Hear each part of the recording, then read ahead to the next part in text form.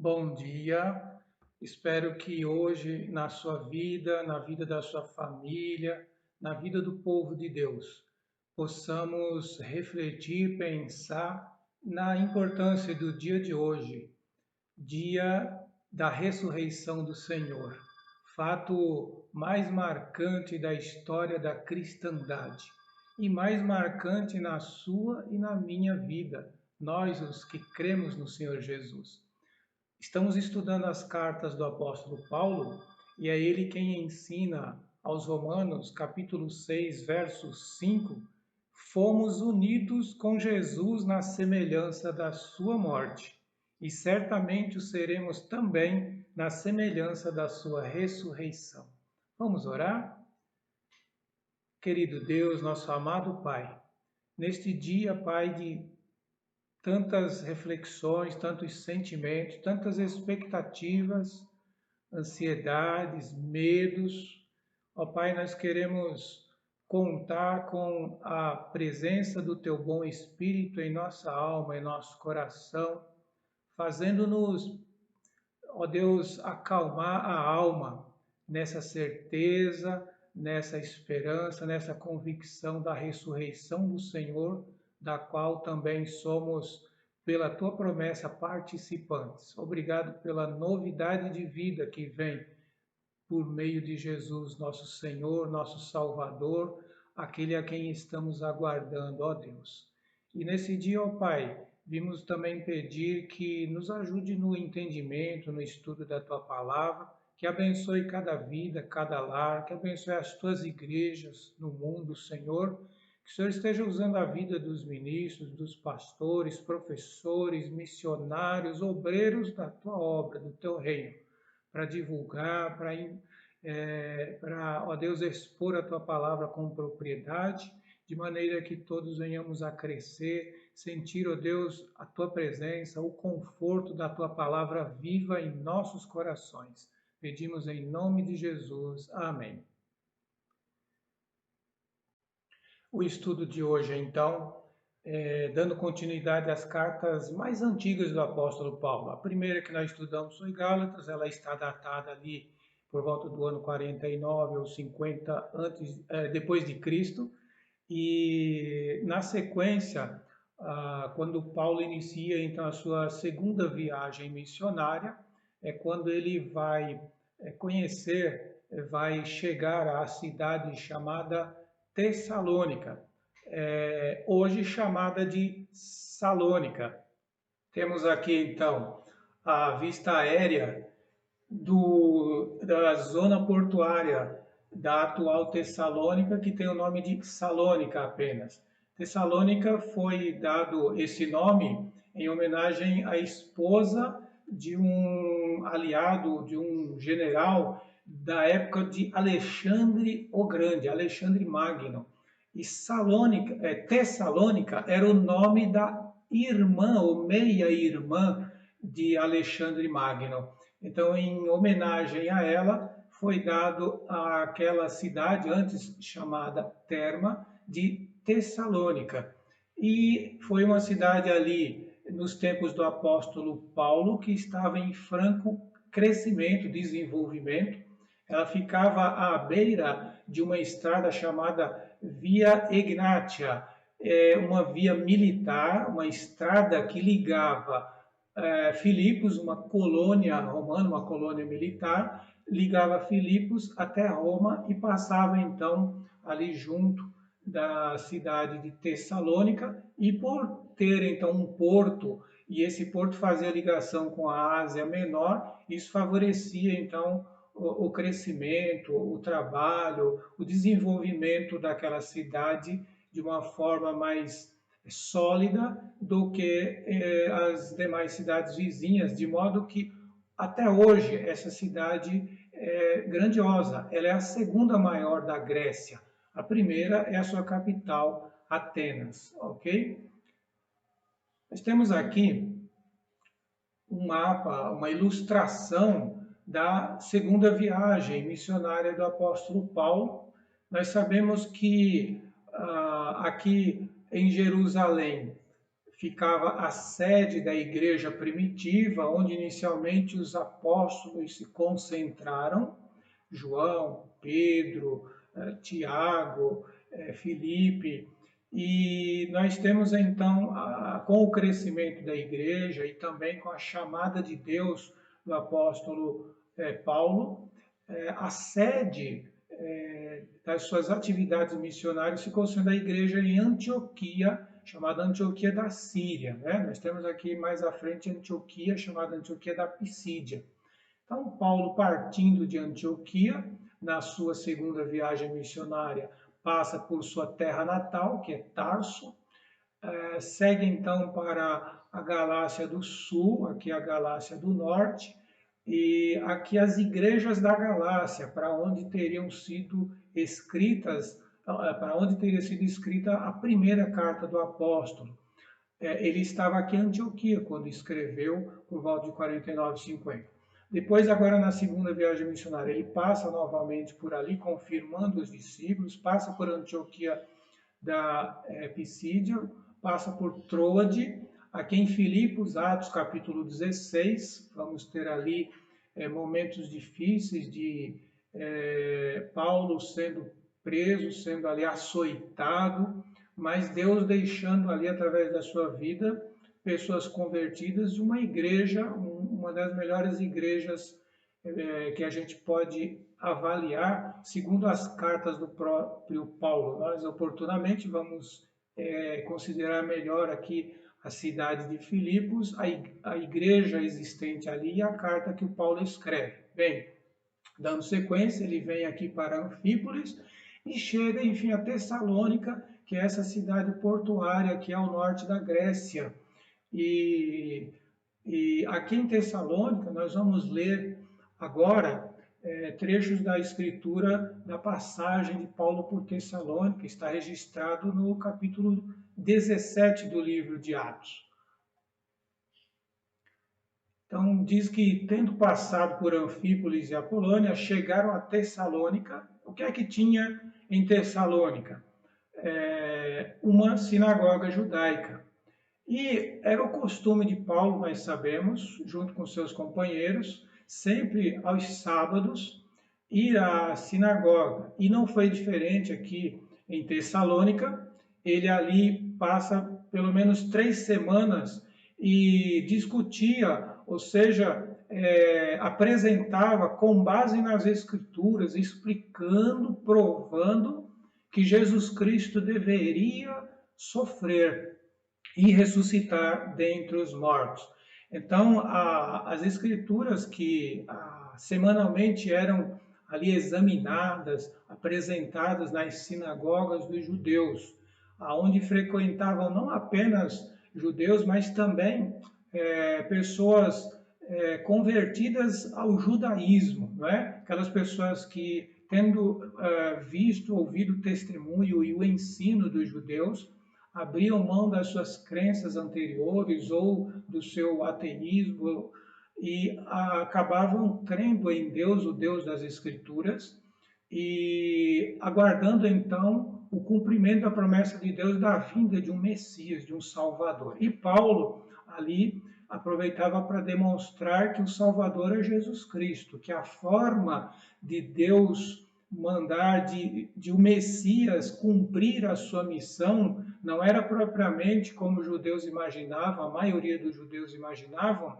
estabelecendo um reino terreno.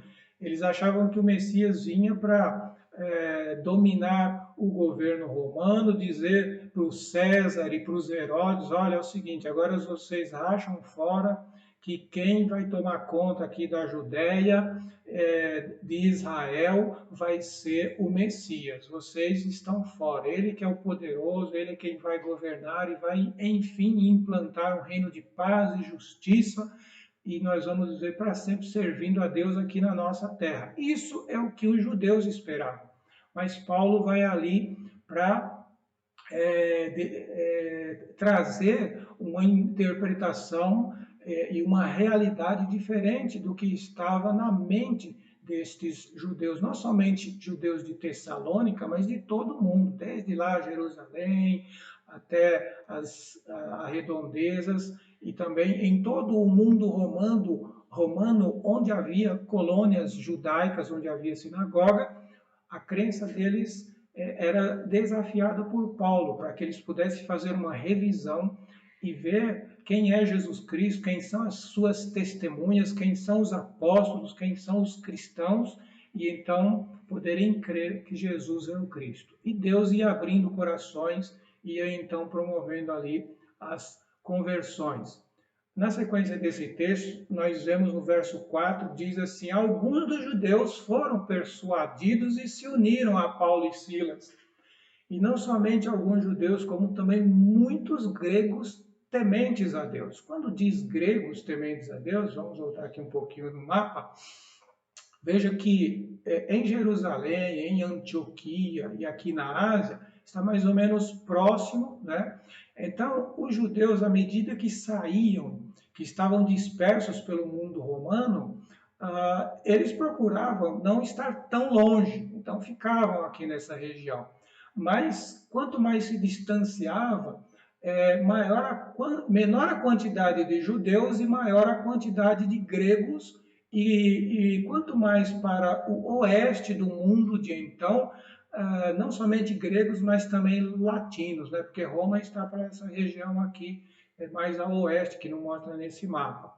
Na terceira viagem, após a terceira viagem missionária de Paulo, ele então vai partindo de Jerusalém e vai demonstrar a sua longa viagem até que chegasse a Roma, né? Onde também muitos judeus ali em Roma e vizinhança. Bem, aqui em Tessalônica, então, são convertidos não apenas alguns judeus, mas muitos gregos tementes a Deus, que são aqueles gregos que tinham afinidade com os judeus e o judaísmo. Muitos deles se convertiam e tinham um comprometimento com o judaísmo, outros tinham simpatia e não necessariamente comprometimento com o judaísmo, mas de alguma forma eles sabiam do ensino da existência do Deus único, do Deus da lei de Moisés, do Deus dos profetas e dos salmos, que é a escritura que Paulo usa para evangelizar ali nas sinagogas e fora das sinagogas. E um terceiro grupo é mencionado aqui de pessoas que se converteram,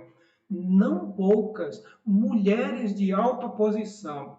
Isso aqui é interessante pensarmos que é mencionada a conversão de mulheres. Em Filipos também foi mencionada a conversão de mulheres que frequentavam aquele lugar de oração à beira do rio e que ouviam Paulo ali anunciar o evangelho, Deus lhes abriu o coração, mas também aqui em Tessalônica um grupo significativo de mulheres de alta posição se converte, recebe Jesus Cristo.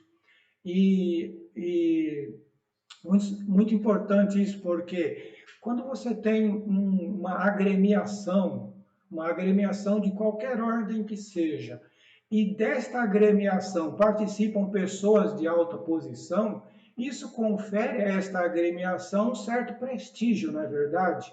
Então imagine a sinagoga dos judeus, que tinha ali pessoas, mulheres de alta posição que se identificavam e que criam e que aderiam à crença judaica. Então isso conferia a eles um certo prestígio, uma certa influência, e isso dá um certo orgulho, né? É como nós hoje, se nós temos em nossa igreja pessoas ilustres que são convertidas e fazem parte da nossa igreja, e principalmente se essas pessoas de alta posição dão um bom testemunho, isso realmente a gente tem que admitir, confere à nossa igreja um certo prestígio, um certo orgulho, não é verdade?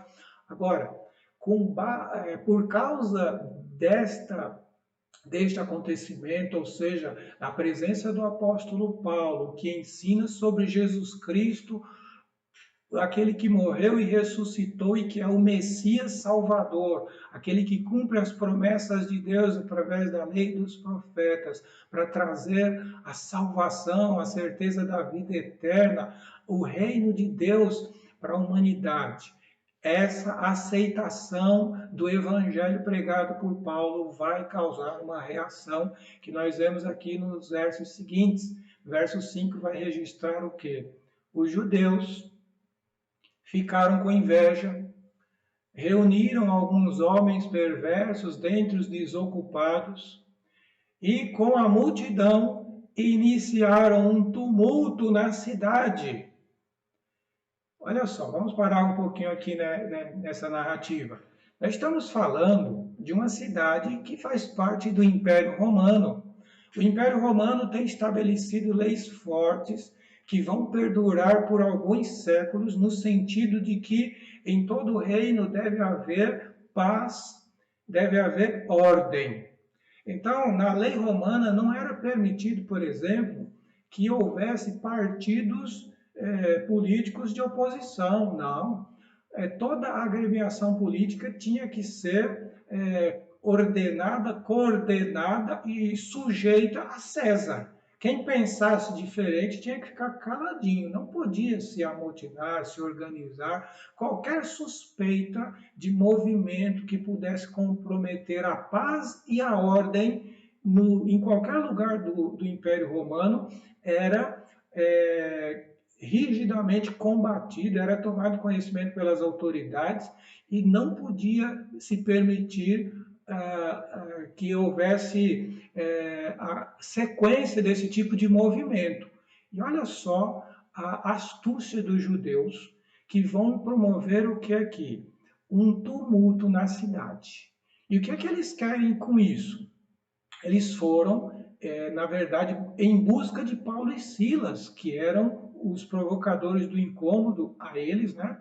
E eles invadiram a casa de Jason. Este Jason era aquele que hospedava Paulo e Silas. E a intenção deles, a intenção dos judeus e desses desocupados e da multidão que estava promovendo o tumulto era encontrar Paulo e Silas e levá-los para o meio da multidão e ali darem sequência ao seu projeto. Como eles não encontraram ali Paulo e Silas, eles arrastaram Jason e alguns outros irmãos e eles levaram essas pessoas aos oficiais da cidade. Esses oficiais da cidade eram uma espécie de prefeitura do município, uma câmara de decisões. Deixa eu ver se eu anotei o nome certinho que eles usavam para este lugar. Era o Conselho Municipal.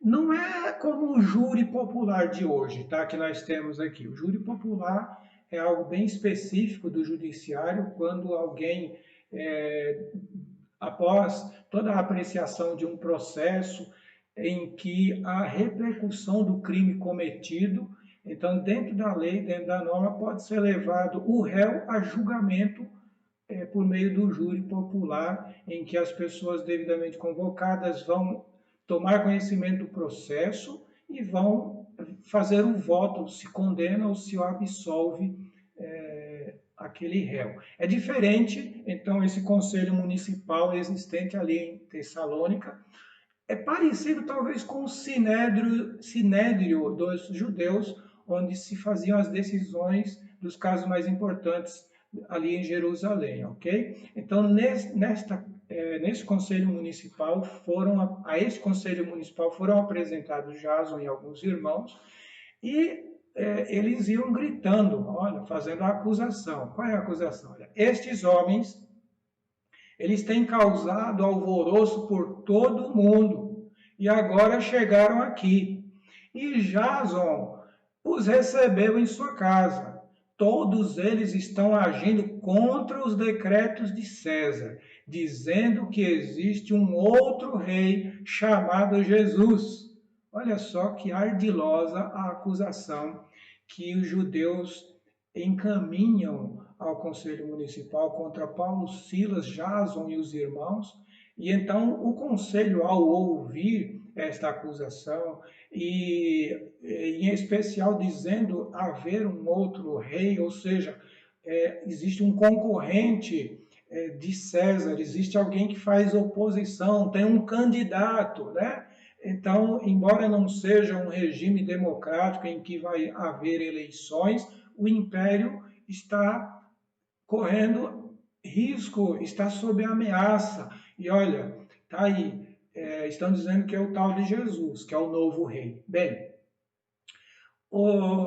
resumindo, né? o Conselho Municipal, ao tomar conhecimento, devem ter dialogado e exposto a Jason e os outros que, embora eles não fossem Paulo e Silas, eles não poderiam continuar hospedando, recebendo Paulo e Silas, e aquilo que Paulo e Silas estavam ensinando e pregando a respeito deste Rei Jesus, essa pregação, esse ensino, essa divulgação tinha que ser interrompida. E era o seguinte, eles tinham, Jason e os irmãos, tinham que estar deixando ali uma fiança, e eles fizeram isso, pagaram ou depositaram uma fiança, e mediante essa fiança eles foram soltos.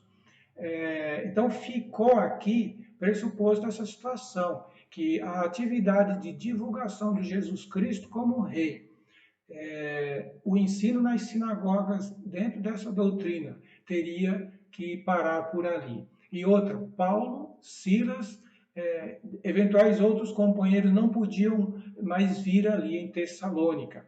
Embora não está dizendo aqui, mas é como se estivesse dizendo, olha, receberam um título, personas não gratas, não podem mais voltar aqui. Então, o que aconteceu? Encerrando aquele dia, logo que anoiteceu, os irmãos mandaram Paulo e Silas para Bereia, que era a próxima cidade ali, seguinte, próxima, para que eles não corressem o risco de no dia seguinte serem novamente procurados pelos judeus que já tinham feito a queixa ali, né? E então foi essa a passagem de Paulo por Tessalônica. E pensando mais um pouquinho aqui, né? Quanto tempo teriam ficado Paulo e Silas em Tessalônica? Se a gente for somente aqui no texto, fala que foi 3 semanas, né? No verso 2 do capítulo 17. Entretanto, nós vamos ver daqui a pouco as cartas que Paulo escreve aos Tessalônicos, aos Tessalonicenses, perdoe, essas cartas vão dar a entender que o tempo que Paulo passa com eles não dava para ser somente 3 semanas, que ele teria passado mais tempo. E foi o tempo suficiente para que Paulo ensinasse ali doutrinas fundamentais, né? Jesus Cristo, a sua morte, sua ressurreição, a esperança da sua segunda vinda, a doutrina da santidade. Ali Paulo ensinou sobre o amor, sobre a fé, sobre a esperança. E então nós vamos observar, pelo estudo, pela leitura das cartas aos Tessalonicenses, que o tempo necessariamente tem que ter sido pelo menos alguns meses, tá? Então nós vamos dar sequência agora, no versos 9 e 10 de Atos 19, nós já lemos, e vamos passar então a leitura de Tessalonicenses. Nós, ao invés de começarmos pelo capítulo 1, vamos começar pelo capítulo 3, de 1 a 6, que vai situar o contexto em que Paulo resolve escrever carta aos Tessalonicenses. O que aconteceu? Então, vamos voltar aqui ao mapa. Ele estava, então, Tessalônica, logo que encerrou esse episódio da prisão e a soltura de Jason e dos irmãos. Ao anoitecer foram para Bereia. Ali em Bereia eles ficaram algum tempo, pregaram também, ensinaram na sinagoga, deixaram convertidos ali e seguiram viagem para Atenas. Tudo está registrado no capítulo 17 de Atos, tá? Eles estavam em Atenas quando Paulo resolveu o quê? Mandar Timóteo lá de volta a Tessalônica. Por quê? Vamos então ler e entender, ele mesmo vai descrever o porquê. Ele diz assim: achamos por bem permanecer sozinhos em Atenas, e assim enviamos Timóteo, nosso irmão e cooperador de Deus no Evangelho de Cristo, para fortalecê-los e dar-lhes ânimo na fé, para que ninguém seja abalado por essas tribulações. Vocês sabem muito bem que fomos designados para isso. quando estávamos com vocês, já lhes dizíamos que seríamos perseguidos, o que realmente aconteceu, como vocês sabem. Por essa razão, não suportando mais, enviei Timóteo para saber a respeito da fé que vocês têm, a fim de que o tentador não os seduzisse, tornando inútil o nosso esforço.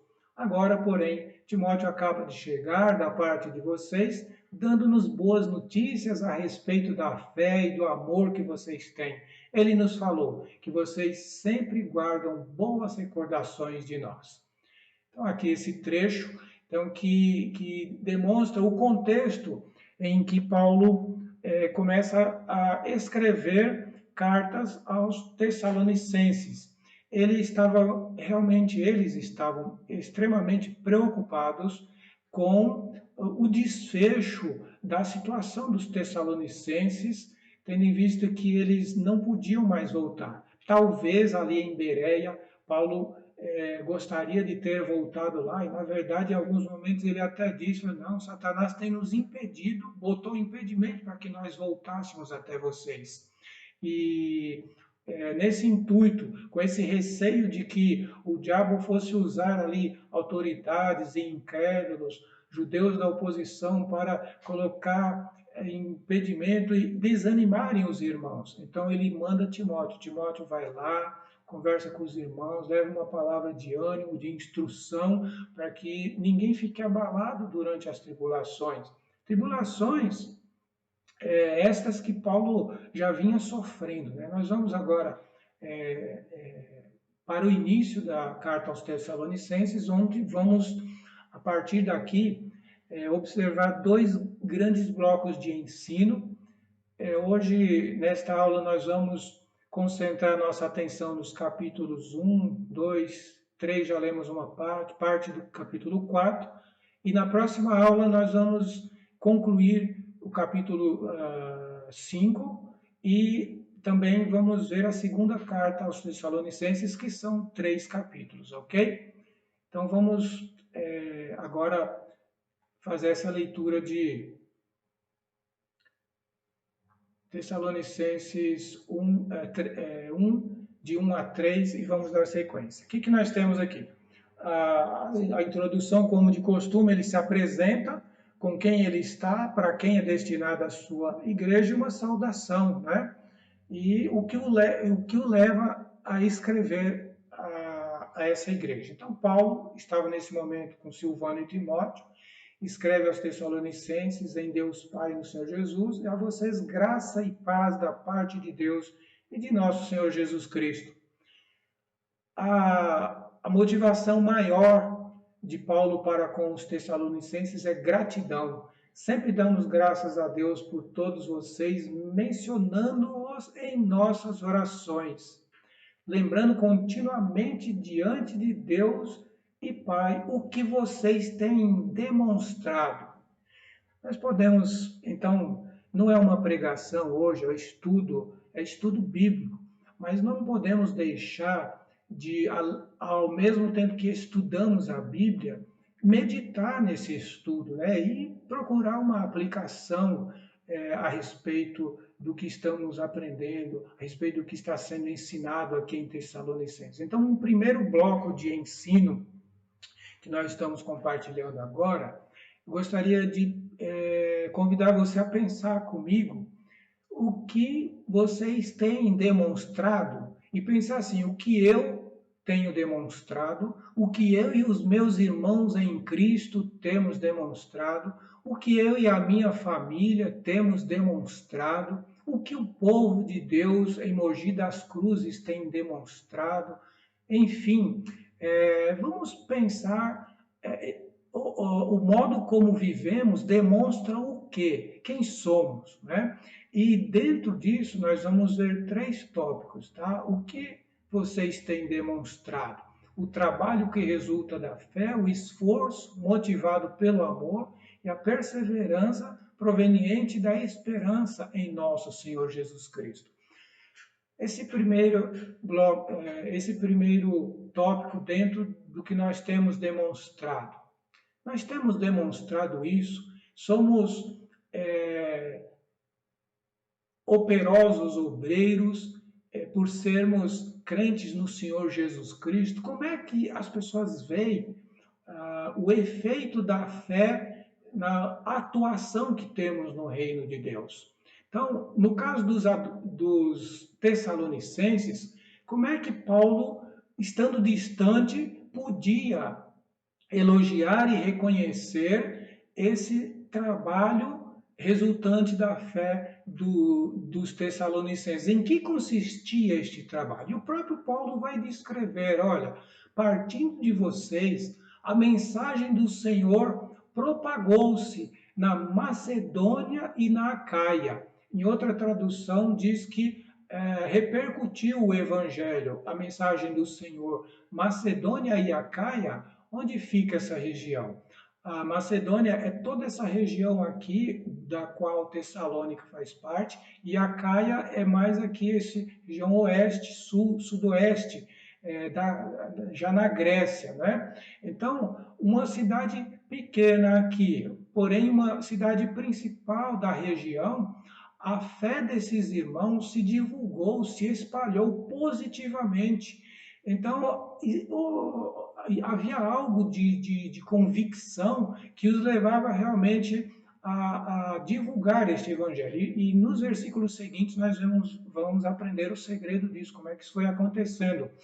E não somente isso, por toda parte tornou-se conhecida a fé que vocês têm em Deus.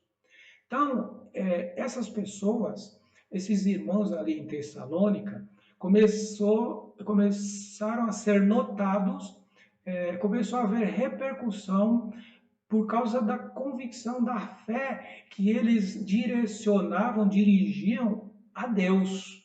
Então, em seu coração, em suas vidas, havia algo que os diferenciava. E no verso seguinte vai dizer: o resultado é que não temos necessidade de dizer mais nada sobre isso, porque as pessoas relatam de que maneira vocês nos receberam e como vocês se voltaram para Deus, deixando os ídolos, a fim de servir ao Deus vivo e verdadeiro. Ou seja, o que é que nós vemos aqui?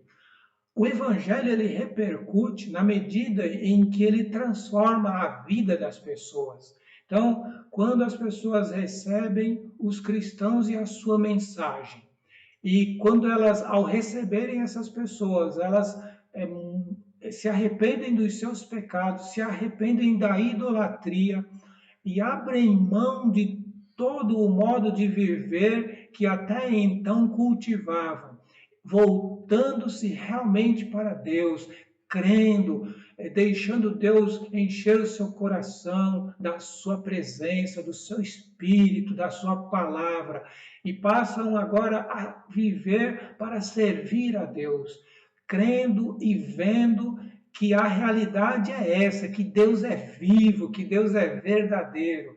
Então isso repercute. Então isso é um desafio para mim e para você pensarmos.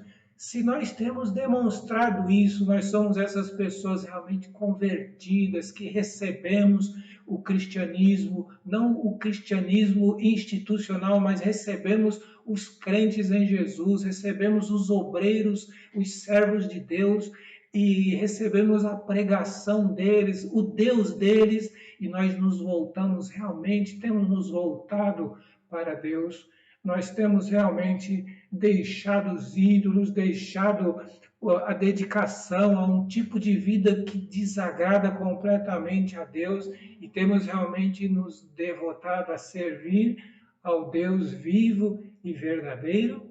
Este é o primeiro tópico que nós temos a refletir, a pensar dentro da carta aos Tessalonicenses. Segundo tópico, é reconhecido pelo apóstolo Paulo e é motivo de gratidão a Deus nas suas orações, que é uma igreja esforçada, e esse esforço é motivado pelo amor, e ele vai descrever isso ali no capítulo 4, versos 9 a 12, quanto ao amor fraternal. Então, essa igreja é esforçada em demonstrar, em viver uma fraternidade amorosa. E Paulo diz, olha, a gente nem precisa escrever para vocês a respeito disso, porque vocês mesmos já foram ensinados por Deus a se amarem uns aos outros. Meus irmãos, que precioso isso, quando nós prestamos atenção no Deus que cremos, que aceitamos e que nos tem abençoado com o seu amor, com as suas ações, com o envio de Jesus Cristo. Paulo diz aos Romanos: Deus mostrou o seu amor para conosco, em que enviou o seu Filho por nós, mesmo sendo nós pecadores. Então, os tessalonicenses entenderam profundamente esse amor de Deus e eles estavam vivendo isso, amando uns aos outros, sem julgamentos, sem cobranças, sem condicionamentos, mas estavam realmente como Deus fez, se rendendo, se sacrificando, se doando uns aos outros. E Paulo diz aqui alguma observação sobre a forma como eles amavam assim tão intensamente. De fato, vocês amam a todos os irmãos em toda a Macedônia. Contudo, irmãos, olha só, presta atenção nisso aqui. Insistimos com vocês que cada vez mais assim procedam. Que interessante essa afirmação aqui. Ou seja, ao mesmo tempo em que eles já tinham sido ensinados por Deus e já amavam uns aos outros, uma fraternidade, algo ali muito positivo, que estava repercutindo, que estava chamando a atenção das pessoas, da comunidade, da vizinhança, e em outras partes isso estava sendo espalhado, estava sendo divulgado, o que eles estavam demonstrando. Paulo ainda fala: olha, eu preciso insistir com vocês. Nós precisamos insistir que vocês aumentem isso, que cada vez mais vocês procedam assim de forma fraterna e amorosa. E ali, no verso seguinte, nos versos 11 e 12, ele vai descrever, vai detalhar como estava precisando aprimorar este amor. Estava talvez de uma forma um tanto emotiva, talvez de uma forma um tanto paternalista, e precisava amadurecer a forma de praticar e demonstrar o amor. Então, antes de comentar isso aqui, eu queria lembrar o seguinte: vocês recordam que nós lemos aqui agora há pouco, em Atos, que as pessoas que foram aliciadas pelos judeus eram quem? Alguns homens perversos dentre os desocupados. Perversos dentre os desocupados. Então, como em qualquer lugar do mundo, né, o céu não é aqui, pode haver aquelas pessoas que em outras traduções são chamadas de vagabundos, né? Pessoas desocupadas, pessoas que ficam ali em grupinhos, em lugares da cidade, e quem passa por perto, às vezes é abordado, é feito algum pedido, alguma ofensa ou alguma provocação. E essas pessoas, elas estão habituadas, elas vivem assim, de uma esmola, às vezes de pequenos furtos, às vezes da ajuda de pessoas que têm compaixão e vão lá e falam: olha, vamos lá, vamos procurar. Você não quer estudar, você não quer fazer um curso, você não quer aprimorar, você não quer uma oportunidade, você não quer capinar um terreno, você não quer limpar, enfim. Tem gente que tem essa iniciativa de ajudar, não é? Embora nem todos recebam ajuda. E sabe o que eu creio que aconteceu aqui em Tessalônica? Devido ao movimento e o poder do Evangelho, que já tinha alcançado judeus, prosélitos e mulheres de alta posição, eu creio que pessoas daqui também, da rua, pessoas que foram impactadas pelo testemunho e pelo poder do Evangelho se converteram, eu creio. E essas pessoas foram, então, acolhidas na igreja, como Claro, tem que ser. Não é porque a pessoa está ali maltrapilho, porque está em situação de rua e recebe Jesus Cristo, aí agora não vai ser acolhido pela igreja? Claro que sim, tem que ser acolhido, tem que ser recebido. E eles precisam ser ajudados e ensinados dentro do Evangelho. E aí vem Paulo, aqui no capítulo 4, versos 11 e 12, insistir para que o amor que se pratica no meio da igreja tenha um aprimoramento. Então, essas pessoas que estão se convertendo podem criar um certo choque ao serem acolhidas na igreja e tem que ser acolhido. Nós aprendemos ali em Gálatas que não há distinção alguma entre escravo e livre, entre judeu e gentio, entre mulher e homem, que todos são um em Cristo.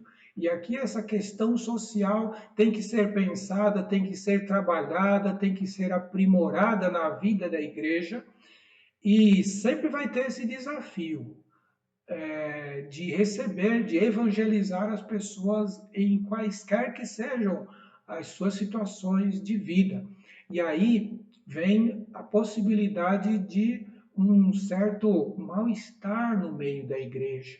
E o que Paulo está dizendo é que, em nome de Deus e pelo amor de Deus, precisa ser buscado, precisa ser construído um modo de vida de tranquilidade nesses relacionamentos. Isso é um desafio. Que as pessoas sejam ensinadas a cuidar dos seus próprios negócios. Porque quando as pessoas não cuidam dos seus próprios negócios, então alguns problemas podem advir. Quem não cuida do seu próprio negócio é porque pode estar cuidando do negócio alheio. Então, se a pessoa é oriunda de uma não ocupação, era uma pessoa desocupada ou pouco ocupada, então tinha aquele costume de se intrometer no negócio alheio, na vida alheia. Então, essa pessoa, ao vir para a igreja, com todo amor, com toda paciência, com todo cuidado, precisa ser ensinada na direção de uma vida tranquila para toda a igreja, que aprenda a cuidar dos seus próprios negócios, a desenvolver os seus próprios negócios, a se aprimorar nos seus próprios empreendimentos, a trabalhar com as próprias mãos, como Paulo, Silas tinha instruído a eles.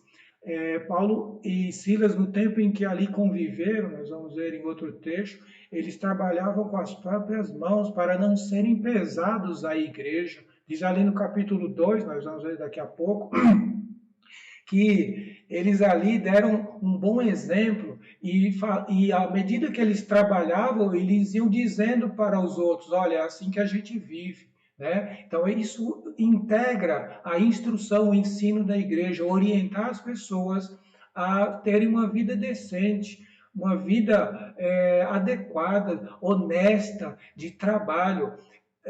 E o objetivo disso é para que esse impacto, essa demonstração do Evangelho, aos olhos dos que são de fora, fique bem. Ou seja, entre nós, cristãos, a família de Deus, o ideal é que nós tenhamos uma vida de independência financeira. Bom, talvez você esteja ouvindo e pensando, puxa, que ensino, que momento para vir falar de trabalho, bem no meio da crise aqui mundial e da pandemia do coronavírus, quando centenas, milhares, milhões de pessoas estão sem poder trabalhar, muitas já perderam o emprego e outras vão perder, segundo os prognósticos, segundo os noticiários. Como é que vem o ensino desse agora, da gente ter uma vida tranquila, de cuidar dos próprios negócios e de trabalhar? Puxa, o nosso coração se comove com a situação aqui descrita, porque agora nós temos um desafio ainda maior de aprimorar este amor que Deus nos tem ensinado. E o desafio é muito grande, é muito grande.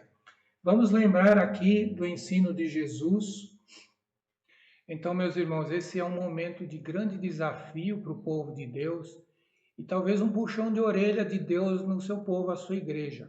Jesus Cristo ensinou em Mateus 5,42 o seguinte: dá a quem te pede, não volte as costas ao que vem pedir emprestado.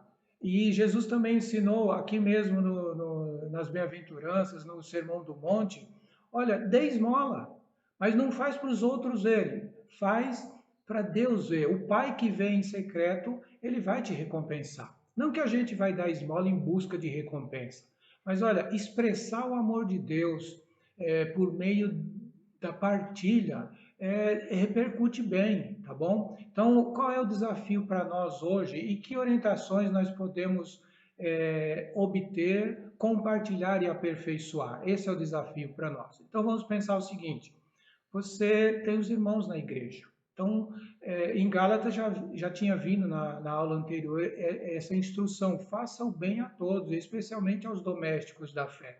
Então, se você quer e pode cooperar no sentido material, você pode procurar a igreja. Tem ministério da igreja que atua nessa área social, sabe direcionar as doações, ok? Então, essa é uma opção. Outra opção, você quer contribuir financeiramente, você quer reservar, você pode, uma quantia para dar esmola. Você pode fazer isso no seu coração. E se você aproveitar uma dessas idas e vindas aí na rua, o que não falta é gente pedindo. E aí você pode pensar, fica com receio, foi doutrinado, entre aspas, assim: ah, não, não dá não, porque vai comprar droga, vai comprar cigarro, vai comprar cachaça. Bom, se você pensa assim, você pode observar que nem todo mundo vai fazer isso. Então, tem pessoas pedindo que realmente estão precisando. Se você tem esse discernimento e quer, leva lá o dinheirinho, R$ 2, R$ 5, R$ 10, R$ 20, não sei. A pessoa que receber poderá, então, dar o encaminhamento que quiser. Mas você pode pensar assim: não, eu quero dar contribuição financeira, eu posso, mas não dou na mão deles. Então você pode fazer o seguinte: entrega para uma organização, uma instituição social da sua confiança, pesquisa que o que não falta é a instituição que ajuda as pessoas que precisam, tá bom? Então faz isso. Outra coisa, você falar: não, dinheiro eu não dou não, mas se for donativo, eu dou. Então você, se já deu na igreja, mas quer dar em outro lugar, às vezes você pode fazer um gesto simples. Você vai à padaria ou vai ao mercado e ali sempre tem alguém na porta pedindo. Você não vai dar dinheiro, você vai entrar, vai fazer a compra das coisas para você e sua família e comprar algo mais e põe ali na mão da pessoa. Pronto, resolveu. Você não vai vender um pão para comprar droga, gente. Pensa, olha a situação que ela se encontra. Então, é uma outra forma, você levar então o alimento. Às vezes você está no seu carro, no farol, alguém vem pedir moedinha, flanelinha, não sei o quê. Você pode, se não quiser dar moeda ou dinheiro, leva um alimento, um pacote de bolacha, enfim, alguma coisa que você possa, ao ser solicitado, doar. Toma. Você sabe que um dia eu dei ali no farol, eu estava com uma banana, aquela banana era para mim, mas o rapaz pediu outra alguma coisa, não sei o que, eu dei a banana para ele, ele ficou tão feliz, mostrou para o outro: olha só, ganhei uma banana, e já foi descascando e comendo. Gente, hoje está crítica a situação e nós podemos ajudar, nós podemos demonstrar algo diferente na nossa vida, ok? Então vamos buscar meios, alternativas, formas de participar sempre que podendo dessa forma de demonstrar nossa fé, o nosso amor para com o próximo, para com os irmãos. Vamos agora dar andamento aqui ao nosso estudo, né? Então vimos aí o esforço motivado pelo amor. Vamos agora ver um outro aspecto desse esforço. Em Tessalonicenses 4, de 1 a 8, fala que a vontade do Senhor é que nós sejamos santificados no sentido de nos abstermos da imoralidade sexual. Por que eu estou trazendo esse tópico dentro do amor, se a ideia de santificação? É porque aqui no Brasil a cultura é de que amor é sentimento, é rolar uma química, transar, é praticar sexo quando dá vontade. E o amor cristão, o amor de Deus, ele contém a sexualidade, porém dentro do âmbito do casamento. Então, os crentes em Tessalônica vinham de um mundo parecido com o nosso, de imoralidade, onde as pessoas não tinham o devido respeito e se aproveitavam umas das outras, o que não expressa de forma alguma o amor de Deus. Então, gostaria de lembrar esse ensino para que venhamos a conter as tentações, no sentido de que possamos buscar o cultivo das necessidades afetivas, sexuais, dentro do âmbito do casamento. Marido, mulher, os filhos e os pais ali, um diálogo, o abraço, o carinho. Opa, cuidado com os abraços, né? Esse tempo agora, então, o cotovelo, né? O pé e assim, puxa, cada um precisa avaliar muito bem dentro de casa, nesse período de quarentena, como cultivar aí e desempenhar e satisfazer as suas necessidades pessoais, mas vamos colocar acima de tudo o amor. Vamos pensar na presença de Deus, no Espírito Santo que mora em nós, ok? Vamos para o terceiro tópico aqui do que temos demonstrado. Ainda temos um outro bloco de aprendizado aqui em Tessalonicenses, ok? O que tem demonstrado? Nós temos demonstrado isso, perseverança, proveniente da esperança em nosso Senhor Jesus Cristo. Esse tópico nós vamos desenvolver melhor na semana que vem. Vamos apenas dar uma pincelada aqui. 1 Tessalonicenses, aqui na sequência, segunda parte do verso 9 e verso 10. O que falam a respeito dos crentes de Tessalônica? Eles se voltaram para Deus, deixando os ídolos, a fim de servir ao Deus vivo e verdadeiro e esperar dos céus a seu Filho, a quem ressuscitou dos mortos, Jesus, que nos livra da ira que há de vir. Meus irmãos, em tempos de tribulação, os crentes estavam ali sendo alvos da ira humana, mas o que eles estavam mais atentos era que não fossem alvos da ira de Deus que há de vir. Então eles optaram por crer e esperar em Jesus, suportar as tribulações, perseverarem, mesmo debaixo de perseguições, do ódio, da inveja dos perseguidores. Por quê? Porque eles tinham a firme esperança, a crença, a fé de aguardar Jesus Cristo, a sua vinda, ok? Que assim nós estejamos sendo encontrados, demonstrando esse trabalho de fé, esse esforço de amor e essa esperança. Vamos ao segundo bloco de ensino que tem aqui. Como uma igreja pode repercutir bem o Evangelho, ok? Na verdade, aquilo que a gente pensou do que é visto já traz algumas respostas, né? Mas vamos ler.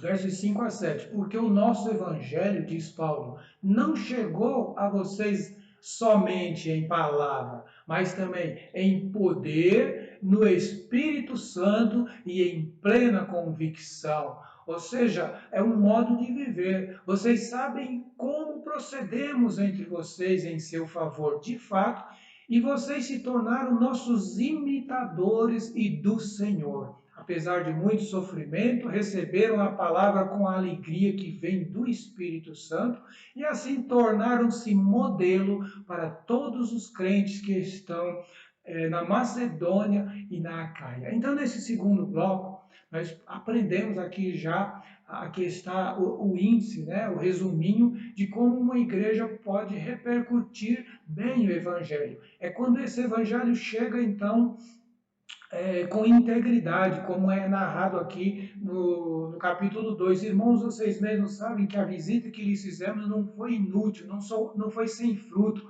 Apesar de termos sido maltratados e insultados em Filipos, e aqui ele não escreve, mas ele podia dizer, apesar de nós termos sido procurados também aí em Tessalônica, e termos saído correndo à noite, né? Mas com a ajuda do nosso Deus, tivemos coragem de lhes anunciar o Evangelho em meio a muita luta. Por quê? Porque a nossa exortação, a nossa pregação, nosso encorajamento não tem origem no erro, nem em motivos impuros, nem temos intenção de enganar ninguém. Pelo contrário, como homens aprovados por Deus, a ponto de nos ter sido confiado por Ele o Evangelho. Não falamos para agradar a pessoas, mas a Deus, que prova os corações. Então vejam que aqui Paulo, assim como fez escrevendo aos Gálatas, defende a autoridade apostólica como homens a quem Deus confiou o Evangelho e que anunciam a qualquer preço, porque não estão incumbidos de agradar homens, mas de agradar a Deus. Então ele continua dizendo, versos 5 a 8, vocês bem sabem a nossa linguagem, que nunca foi de bajulação, nem de pretexto para a ganância. Deus é testemunha. Nem buscamos reconhecimento humano, quer de vocês, quer de outros. Embora, como apóstolos de Cristo, pudéssemos ter sido um peso, tornamo-nos bondosos entre vocês, como uma mãe que cuida dos próprios filhos. Sentindo assim tanta afeição por vocês, decidimos dar-lhes não somente o Evangelho de Deus, mas também a nossa própria vida, porque vocês se tornaram muito amados por nós, ok? Então aí, Paulo defendendo, ele continua dizendo, irmãos, certamente vocês se lembram do nosso trabalho esgotante, da nossa fadiga. Trabalhamos noite e dia para não sermos pesados a ninguém, enquanto lhes pregávamos o Evangelho de Deus.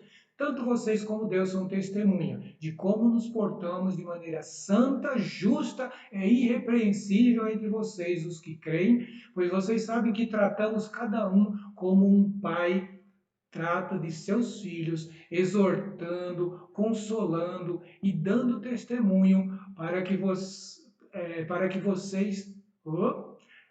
vocês vivam de maneira digna de Deus, que os chamou para o seu reino e glória. Meus queridos, muito rico este ensino.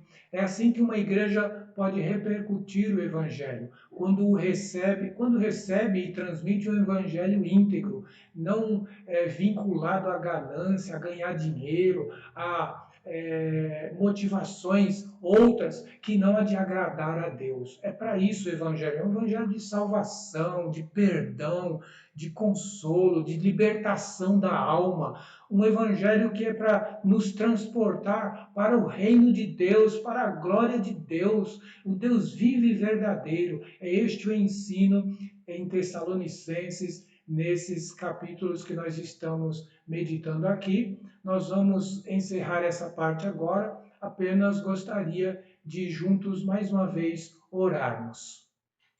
Nós queremos, nosso Deus, nosso Pai, mais uma vez agradecer por tua grandiosa salvação, pelo reino do Senhor que já foi instalado em nossos corações. Nós estamos cheios de esperança de que o Senhor vai completar, ó Pai, o teu governo em nossas vidas.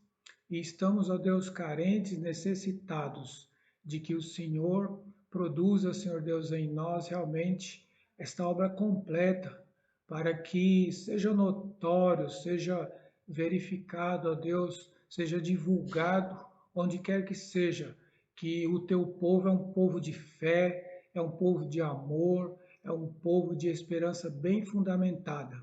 Senhor nosso Deus, somos necessitados de sabedoria, de quebrantamento, de conversão verdadeira, de aprimoramento, Pai, da prática do teu evangelho. Suplicamos, portanto, que o Senhor esteja humilhando o teu povo a partir de nós mesmos, a partir de mim, para que aprendamos a ser fiéis ao Senhor, obedientes ao Senhor, amorosos ao Senhor, expressando isso realmente às pessoas que precisam e que são carentes e que poderão, ó Deus, observar essa transformação de vida em nossas vidas e realmente crer no Senhor Jesus e receberem a vida eterna. Nosso Deus, queremos agradecer por aquelas pessoas que no passado sofreram pelo Evangelho, por Jesus ter escolhido e treinado apóstolos, discípulos, que foram até as últimas consequências, para que a pregação tivesse continuidade. Nós queremos te agradecer porque o Evangelho chegou até nós, porque, ó Deus, alcançou as nossas vidas. Obrigado por ter alcançado a minha família. Obrigado pelos meus irmãos que fazem parte desta igreja, Pai. Obrigado pelas igrejas que fazemos parte. Obrigado, Senhor, pelos obreiros, pelos pastores, missionários, professores, ó Deus, diáconos, diretoria, enfim, Pai. Abençoa, unge com o teu espírito a cada um, com sabedoria, com amor, com humildade, com mansidão, com poder, ó Deus, e com inteligência para que conduza o rebanho do Senhor, ó Deus. Suplicamos, nosso Deus, pelas autoridades políticas, médicas, empresariais, suplicamos que todos aqueles que detêm conhecimento e poder possam se humilhar diante de Ti com temor, ó Deus, e rogando ao Senhor que mostre o caminho. Que cada um creia e saiba que o Senhor já sabe, ó Deus, a vacina e já sabe o remédio.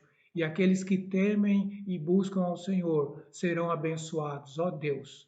Querido Pai, que neste dia perdure em nossos lares a paz do Senhor. Perdure em nossos lares, em nossos corações, a alegria do Espírito Santo, a alegria de Jesus. Ó Pai, da salvação, do Jesus Cristo ressurreto, vivo, poderoso, que reina, que governa, que intercede, que se faz presente. Nós te louvamos, nosso Deus, neste dia, em nome de Jesus. Amém.